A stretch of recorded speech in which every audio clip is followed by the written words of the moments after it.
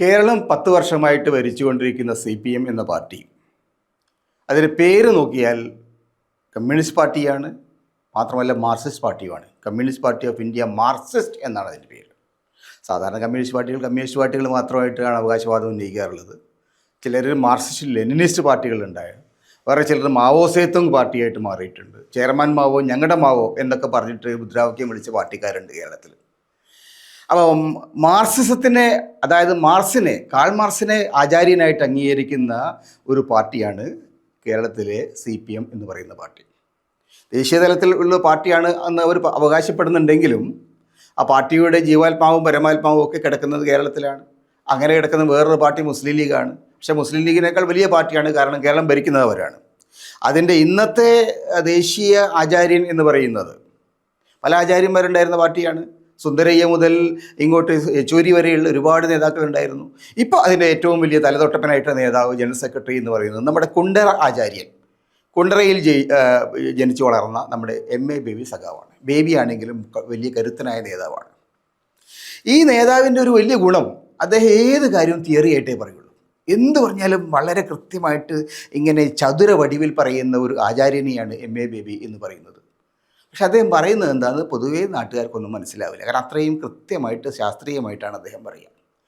ഇത് ഇങ്ങനെ പറഞ്ഞ് ആൾക്കാർക്ക് കാര്യങ്ങൾ പിടികിട്ടാതെ വന്നപ്പോഴാണ് അദ്ദേഹം കുറച്ച് വർഷം മുമ്പ് എന്നാൽ ലോകസഭയിലേക്ക് ഒന്ന് മത്സരിച്ച് കളയാൻ തീരുമാനിച്ചത്. ആചാര്യന്മാരെപ്പോഴും ദേശീയ തലത്തിലും ആഗോളതലത്തിലും അറിയപ്പെടേണ്ട കൂട്ടരായതുകൊണ്ട് അദ്ദേഹം ദേശീയ തലത്തിൽ പ്രവർത്തിക്കാനായിട്ട് നേരെ പാർലമെൻറ്റിലേക്ക് മത്സരിച്ചു. കുണ്ടറയിലെ ജനങ്ങളടക്കം അദ്ദേഹത്തെ പുറം കാലുകൊണ്ട് പുറത്ത് കളഞ്ഞു.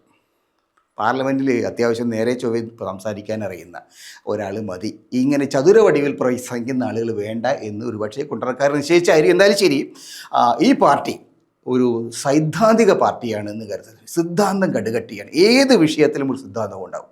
അവരെല്ലാം ചരിത്രപരമായിട്ടുള്ള ഭൗതികവാദപരമായിട്ടുള്ള സിദ്ധാന്തം എന്നാണ് അതിന് പറയുന്നത്. വൈരുദ്ധ്യാത്മകവും ഭൗതികവാദപരവുമായിട്ടുള്ള സിദ്ധാന്തം എന്നാണ് ഇതിനെക്കുറിച്ച് പറയുന്നത്. അപ്പം അങ്ങനെ പറയുമ്പോൾ പല ലോക പരിപാടികളുണ്ട്. യുദ്ധത്തിന് വേണ്ടിയിട്ടുള്ള പ്രത്യേക തരത്തിലുള്ള ഗറില്ല യുദ്ധമുറകളുണ്ട്. സിദ്ധാന്തവും പ്രയോഗവും തമ്മിലുള്ള പ്രശ്നങ്ങളുണ്ട്. മൂർത്തവും അമൂർത്തവുമായിട്ടുള്ള പ്രശ്നങ്ങളെക്കുറിച്ച് ധാരണകളുണ്ട്. ഇങ്ങനെ വളരെ സിദ്ധാന്തപരമായിട്ട് അങ്ങനെ സംസാരിക്കുന്ന ആളുകളാണ് സഖാക്കൾ അധികം പേരും. ഇപ്പോൾ കേരളത്തിലെ സഖാക്കളുടെ ഏറ്റവും വലിയ നേതാവ് എന്ന് പറയപ്പെടുന്ന ആളാണ് MV ഗോവിന്ദൻ മാഷ്. MV ഗോവിന്ദൻ മാഷും ഈ കാര്യത്തിനകത്ത് ബേബി സഖാവിനേക്കാൾ കടുകട്ടിയാണ് അദ്ദേഹം. ബേബി സഖാവ് ഏറ്റവും ചുരുങ്ങിയത് അന്തർദേശീയ വിഷയങ്ങൾ പറയുമ്പോൾ നമുക്ക് മനസ്സിലാവും. പ്രാദേശിക വിഷയങ്ങളിലേക്ക് വരുമ്പോഴാണ് അദ്ദേഹം പറയുന്നത് എന്താണെന്ന് നാട്ടുകാർക്കും അദ്ദേഹത്തിനും കേൾക്കുന്നവർക്കും മനസ്സിലാവാതെ വരുന്നത്. പക്ഷേ ഗോവിന്ദ സഖാവിൻ്റെ കാര്യത്തിൽ അദ്ദേഹം ദേശീയതലം പറഞ്ഞാലും ശരി, സർവ്വദേശീയം പറഞ്ഞാലും ശരി, പ്രാദേശികം പറഞ്ഞാലും ശരി, കണ്ണൂർ രാഷ്ട്രീയം പറഞ്ഞാലും ശരി, ഒരാൾക്കും ഒരു പിടിയും കിട്ടുകയില്ല. അങ്ങനെ വളരെ അത്ഭുതകരമായിട്ടുള്ള ഒരു സിദ്ധാന്തവുമാണ് ആയിട്ടാണ് ഗോവിന്ദൻ മാഷ് വരിക. അപ്പോൾ ഈ സിദ്ധാന്തത്തിൻ്റെ ഏറ്റവും പ്രധാനപ്പെട്ട ഘടകങ്ങളിലൊന്ന് ഇവിടെ തുടങ്ങി എവിടെ അവസാനിച്ചു എന്ന് പറയില്ല. ഉദാഹരണത്തിന് നമ്മളൊക്കെ മനസ്സിലാക്കിയിരിക്കുന്നത് 10 കൂട്ടിയാൽ 20 എന്നുള്ളതാണ്. നമ്മളൊക്കെ മനസ്സിലാക്കിയിരിക്കുന്ന രീതിയാണ് 10 കൂട്ടിയാൽ.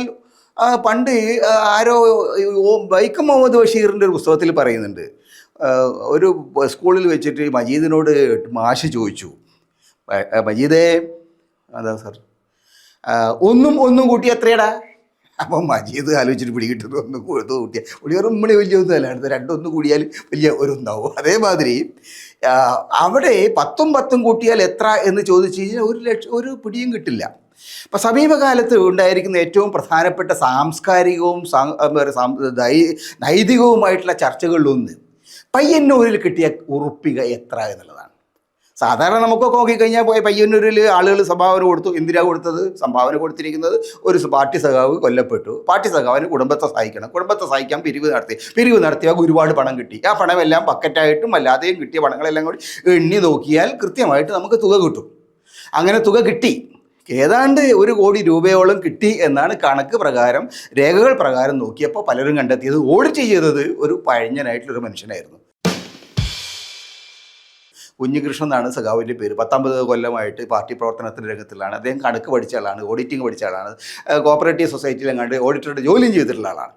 അദ്ദേഹം ഈ കണക്കെല്ലാം കൂട്ടി നോക്കിയ സമയത്ത് ഏതാണ്ട് 70-90 ലക്ഷം രൂപ കിട്ടിയിട്ടുണ്ട്. ഈ 70-80 ലക്ഷം രൂപയിൽ ഒരു 30-32 ലക്ഷം രൂപ ഈ പറയുന്ന രക്തസാക്ഷിയായ മനുഷ്യൻ്റെ കുടുംബത്തിന് കൊടുത്തിട്ടുമുണ്ട്.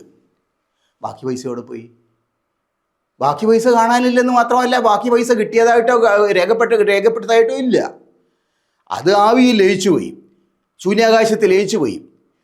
അപ്പോൾ സാധാരണ നിലയിൽ ഈ നമ്മൾ നെയ്യോ അതുപോലുള്ള സംഗതികളൊക്കെ ആണെങ്കിൽ നമ്മൾ ഉരുക്കി വെയിലത്ത് വെച്ച് കഴിഞ്ഞാൽ ഉരുകി അങ്ങ് പോകും. അത് എവിടെ എത്രയെന്ന് വെച്ചാൽ എവിടെ പോയി, അത് ഉരുകിപ്പോയി എന്ന് പറയാനേ പറ്റും. അതേമാതിരി നോട്ടുകെട്ടുകൾ ഇങ്ങനെ വെയിലത്ത് വെച്ചാൽ ഉരുകിപ്പോകുന്ന ഒരു നാടായിട്ട് പയ്യന്നൂർ മാറിയ കഥ ഈ പാവം ആര് അറിഞ്ഞില്ല? ഈ കുഞ്ഞികൃഷ്ണൻ അറിയാം. ഈ നാട്ടിൽക്കാരനൊക്കെ ആണെങ്കിലും പുതിയ കാലത്തിൻ്റെ രാഷ്ട്രീയത്തിൻ്റെ ഭാഗമായിട്ട് പണം പെട്ടിയിൽ വെച്ചാലും ശരി, വെയിലത്ത് വെച്ചാലും ശരി, 1 കോടി ഉണ്ടെങ്കിൽ അതൊരു പതിര് പോയിട്ട് അവസാനം ഒരു 30-35 ലക്ഷത്തിലേക്ക് ചുരുങ്ങും എന്നുള്ള വളരെ പ്രധാനപ്പെട്ട ഒരു സൈദ്ധാന്തിക ഒരു രാഷ്ട്രീയ പ്രശ്നം മൂപ്പർ അറിയാതെ പോയതുകൊണ്ട് പുള്ളി കണക്ക് കൂട്ടി നോക്കിയ സമയത്ത് 1 കോടിയോളം ഉറുപ്പ്യ കിട്ടിയിട്ടുണ്ട്. ചിലവായ പൈസ എന്ന് പറയുന്നത് 30-35 ലക്ഷം മാത്രമേ ഉള്ളൂ. ബാക്കി എവിടെ പോയെന്ന് വെച്ചാൽ കാണാനില്ല എന്നുള്ളത് വലിയ പ്രശ്നമായി. അദ്ദേഹം അതൊരു പുസ്തകമാക്കി. അദ്ദേഹം ആ പുസ്തകത്തെക്കുറിച്ച് വലിയ പ്രചാരണം നടത്തി, ഏഷ്യാനെറ്റ് പോലുള്ള ചാനലുകളിൽ പറഞ്ഞു. ഇപ്പോൾ പ്രശ്നമായി. ഒരു പാർട്ടി രഹസ്യം ചോർത്തി കൊടുത്തു. എന്താണ് ഈ പാർട്ടി രഹസ്യം? 1 കോടി രൂപ പിരിച്ചു കഴിഞ്ഞാൽ അതിൽ 1/3 മാത്രമേ പതിര് കഴിഞ്ഞ് ബാക്കി ഉണ്ടാവൂ എന്നുള്ള വളരെ കൃത്യമായിട്ടുള്ള ഒരു രാഷ്ട്രീയ തത്വമുണ്ട്. ബാക്കി പണം പതിരായിട്ട് പോവും. നെല്ലായിട്ട് വരുന്നത് വെറും 1/3. ഈ 1/3 മാത്രമാണ് യഥാർത്ഥത്തിൽ കണക്കിൽ ഉൾപ്പെടുത്തേണ്ടത് എന്ന വളരെ പ്രധാനമായിട്ട് രാഷ്ട്രീയ തന്ത്രം. അത് മനസ്സിലാക്കാൻ കഴിയാതെ കണക്ക് എവിടെ പോയി, കണക്കിൽ തെറ്റുപറ്റി എന്നൊക്കെ പറഞ്ഞ കുഞ്ഞികൃഷ്ണനെ ഉടലോടെ പാർട്ടിയിൽ നിന്നും ഇവർ പുറത്താക്കി. അതാണ് കറക്റ്റായിട്ടുള്ള തിയററ്റിക്കൽ പൊസിഷൻ. അത് എന്തുകൊണ്ട് ഇത് കുഞ്ഞികൃഷ്ണന് മനസ്സിലാവുന്നില്ല എന്നാണ് പാർട്ടി സെക്രട്ടറി ആയിട്ടുള്ള കണ്ണൂരെ രാകേഷ് ചോദിക്കുന്നത്. അയാൾക്ക് പാർട്ടിയുടെ രഹസ്യങ്ങൾ മനസ്സിലാക്കാൻ അദ്ദേഹം ബാധ്യസ്ഥനല്ലേ? പാർട്ടി എന്ന് പറയുന്നത് ഇങ്ങനൊരു സംവിധാനമാണ്. ഈ പാർട്ടിയുടെ നയങ്ങളും പരിപാടികളും മനസ്സിലാക്കണം. മേലാവിൽ നിന്ന് പറയുന്ന കീഴാവിൽ ചോദ്യം ചെയ്യുക, കീഴാൾ പറയുന്നത് നേതാവ് കേൾക്കുകയോ ചെയ്യാൻ പാടില്ല തുടങ്ങിയ വളരെ വളരെ അലിഖിതമായിട്ടുള്ള നിയമങ്ങളുണ്ട്. പാർട്ടി അച്ചടക്കം കടുകട്ടിയാണ്. അങ്ങനെയുള്ള എല്ലാ അച്ചടക്കങ്ങളും ലംഘിച്ചുകൊണ്ട് 50-60 കൊല്ലം പണിയെടുത്തു പാർട്ടിയിൽ എന്ന ഒറ്റപ്പേരിൽ മാത്രം കണക്ക് ചോദിക്കാൻ ഇദ്ദേഹം ആര് എന്നാണ് കണ്ണൂർ ജില്ലാ സെക്രട്ടറി ചോദിച്ചത്. പാർട്ടി പുറത്തായെന്ന് മാത്രമല്ല, കക്ഷിയുടെ വീട്ടിന് മുമ്പിൽ ബോംബെറിഞ്ഞിട്ട് കുട്ടികളെ പേടിപ്പിക്കും. 2 കുട്ടികൾ മാത്രമേ വീട്ടിലുണ്ടായിരുന്നു. അവർ നോക്കുമ്പോൾ പടക്കത്തിന് പകരം ബോംബിന് തുല്യമായ പടക്കങ്ങൾ പൊട്ടുകയാണ്. ഒരു വീട്ടിനകത്ത് ഒളിച്ചിരുന്നു എന്നാണ് പറയുന്നത്. അപ്പോൾ ഇനിയിപ്പോൾ ഒരു വിഷയം മാത്രമേ ഉള്ളൂ. ഈ കുഞ്ഞികൃഷ്ണൻ എന്ന് പറയുന്ന കക്ഷിയുടെ പുസ്തകം നന്നായിട്ട് വിറ്റഴിയും. കുഞ്ഞികൃഷ്ണൻ ഒരു ആഗോള പ്രസിദ്ധനാവും. ലോക രംഗത്ത് വളരെ അറിയപ്പെടുന്ന നേതാവും. അദ്ദേഹം കണ്ണൂരിൽ മാത്രമല്ല കേരളം മുഴുക്കെ ഒരു പ്രധാനപ്പെട്ട നേതാവായിട്ട് വരും. ഇതൊക്കെ പറഞ്ഞാൽ നമ്മൾ ഈ സാധാരണ അങ്ങനെ ആലോചിക്കുന്ന സമയത്ത് ഇതിന് വലിയ യുദ്ധതന്ത്രജ്ഞന്മാർക്ക് ഇതിന് വല്ല പേരും ഉണ്ടാവും. പക്ഷേ സാധാരണക്കാരായ നമ്മൾ മലയാളികൾ ഇതിനെയൊക്കെ പറയുക ഉണൽ കുത്തി വ്രണമാക്കുക. ചെറിയൊരു വർഷം വളരെ വഷളാക്കിയിട്ട് അലമ്പാക്കിയിട്ട് കുളമാക്കുന്നതിനെയാണ് ഉണലി കുത്തി വ്രണമാക്കുക എന്ന് പറയും. അല്ലെങ്കിൽ ചിലർ പറയും എലിയെ കൊല്ലാൻ ഇല്ലം ചുടുക എന്ന് പറയും.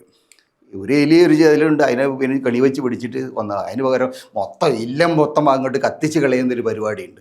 അതിനെയാണ് എലിയെ കൊല്ലാൻ ഇല്ലം ചുടുക എന്ന് പറയുക. ഈ തരത്തിലുള്ള വളരെ വളരെ പ്രധാനപ്പെട്ട സൈദ്ധാന്തികമായിട്ടുള്ള രീതികൾ പ്രയോഗിക്കുന്ന ഒരു പാർട്ടി ഇന്ന് നമ്മുടെ നാട്ടിലുണ്ടെങ്കിൽ അത് communist Party of India, Marxist എന്ന് പറയുന്ന പാർട്ടിയാണ്. പാർട്ടി തകർന്നാലും ശരി, ഒരു പാർട്ടിയുടെ ഒരു പൊടി പോലും ബാക്കിയില്ലെങ്കിലും ശരി, ഞങ്ങളുടെ കണക്ക് കറക്റ്റായിരിക്കും.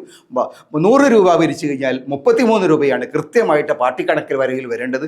1 കോടി പിരിച്ചാൽ 30 ലക്ഷത്തിലേറെ ഉണ്ടെങ്കിൽ അത് വളരെ അനധികൃതമായിട്ടുള്ള പണമാണ്. ആ പണം പതിരായിട്ട് കണക്കാക്കണം തുടങ്ങിയ പുതിയ പാർട്ടി രഹസ്യങ്ങൾ മനസ്സിലാക്കാത്തതിന് പേരിലാണ് ഈ പാവപ്പെട്ട കുഞ്ഞികൃഷ്ണൻ ഇപ്പോൾ പാർട്ടിക്ക് പുറത്തായത്. അദ്ദേഹത്തിൻ്റെ ഗതികേട് എന്നല്ലാതെ എന്ത് പറയാൻ.